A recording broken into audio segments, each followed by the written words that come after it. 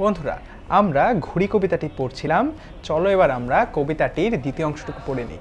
তার আগে বলো তো কবিতাটি কে লিখেছেন? কবিতাটি লিখেছেন আবুল হোসেন। তাহলে চলো আমরা দ্বিতীয় অংশটুকু পড়া শুরু করি। ঘুড়িরা উড়িছে হালকা বায়ে, একটু বাড়িলে টান সুতায়, আকাশে ঘুড়িরা হোঁচট খায়, সামলে তখন রাখা যে দায়, উঠিছে নামিছে টালমাটাল।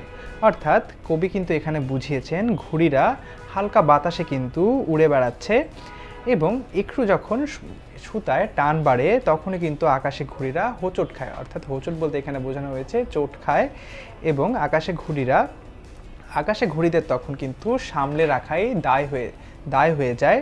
তারা কিন্তু তাদের অবস্থা কিন্তু টালমাটাল হয়ে যায়, অর্থাৎ তারা একবার উপরে ওঠে একবার নিচে নামে, এরকম একটি অবস্থা তাদের হয়ে যায়। অর্থাৎ একটু যখন সুতায় টান বাড়ে তখনই কিন্তু আমরা এরকম টালমাটাল অবস্থা দেখতে পারি ঘুড়ির। তাহলে বন্ধুরা, আমরা কিন্তু এই ছোট অংশটুকুতে কিন্তু কবিতার দ্বিতীয় অংশটুকু বুঝে নিলাম।